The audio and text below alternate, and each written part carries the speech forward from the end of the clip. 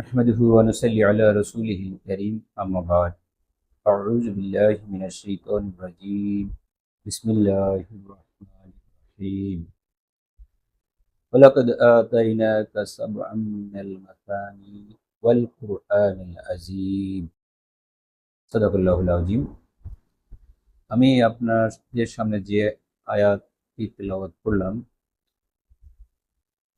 এই আয়াতের মাধ্যমে মহান রব্বুল আলামিন সূরা ফাতিহার একটি নামকরণ করা হয়েছে।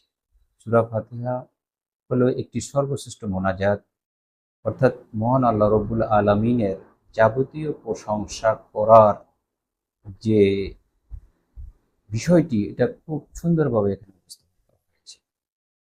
এখানে যেভাবে মহান আল্লাহ রব্বুল আলামিনের কৃতজ্ঞতা এবং প্রশংসা করার বিষয়টি আমাদেরকে শিখিয়েছেন, তেমনিভাবে আমরা কিভাবে মহান রব্বুল আলামিনের কাছে ইবাদত করব এবং প্রার্থনা করব, যেটা আল্লাহ রব্বুল আলামিন শিখিয়ে দিয়েছেন এভাবে যে ইয়াকা না'বুদু ওয়া ইয়াকা নাস্তাঈন, শুধু তোমারই কাছে আমরা সাহায্য প্রার্থনা করব এবং তোমারই কাছে আমরা তোমারই ইবাদত করব।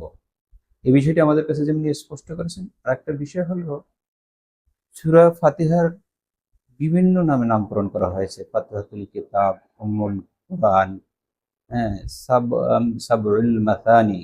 এই সাবউল মাসানি অর্থাৎ বারবার পঠিত 7টি আয়াত। সাবআন অথবা সাবউন শব্দের অর্থ 7 আর মাসানি অর্থ হলো 2 অর্থাৎ বারবার যে সূরাটি আমরা পাঠ করি সেটাকে সাবউল মাসানি হিসেবে গণ্য করা হয় এবং এই নামকরণটা আল্লাহ রাব্বুল আলামিন নিজেই করেছেন।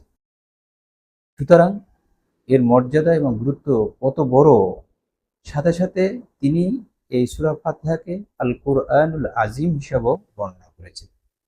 তো আমরা এই সূরাটি যদি দৈনন্দিন জীবনে পাঠ করি এবং এর মর্মার্থ উদ্ঘাটন করতে পারি, এবং এটি যে একটি শ্রেষ্ঠ মোনাজাত যেটা আল্লাহ রাব্বুল আলামিন আমাদেরকে শিখিয়ে দিয়েছেন, যেখানে আমরা সরল সঠিক পথের প্রার্থনা আমরা প্রতিদিন করে যাই এবং কিভাবে আমরা পথভ্রষ্টতা গোমরাহি থেকে বাঁচবো সেই বিষয়টি আমরা প্রতিদিন কিন্তু আল্লাহ রাব্বুল আলামিনের কাছে প্রার্থনা করি। যদি আমরা শুধু ফরজ নামাজের কথা বলি, তাহলে প্রতিদিন আমরা কিন্তু 17 বার এই সূরা ফাতিহাটা পাঠ করি।